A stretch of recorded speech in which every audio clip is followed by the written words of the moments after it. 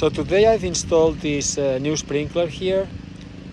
I have this section of the yard that I did last year that was a bit dry just because it doesn't have a sprinkler, so I wanted to add this one.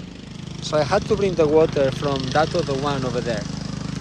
And I think this is a good way to do three things. One is to do some exercise, because this is manual labor for me.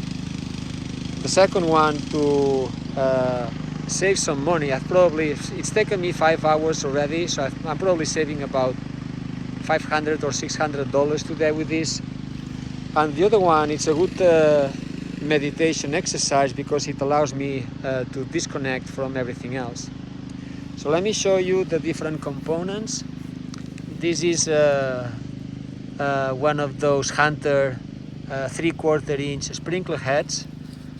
This is 3/8 of a pipe, and I have this connection here from Home Depot, and also this to make it very tight. I bought 100 feet of pipe.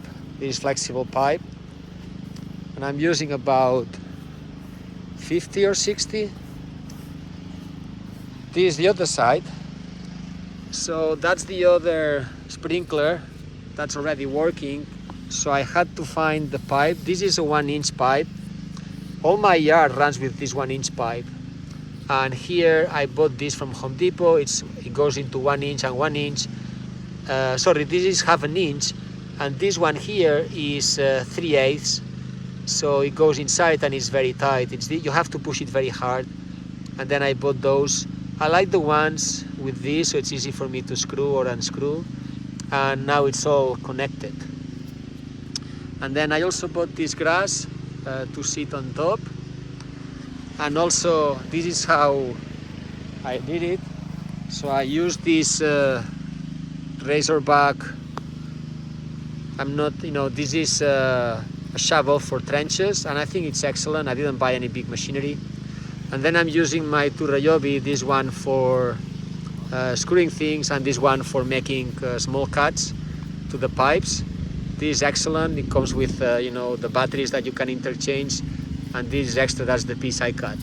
So I had never done this before. It's my first time, but I think I'm very happy. Easy to do. So if you like this video, like and subscribe to my channel. As I said, this is a good way to save some money. Thank you so much, and talk to you soon.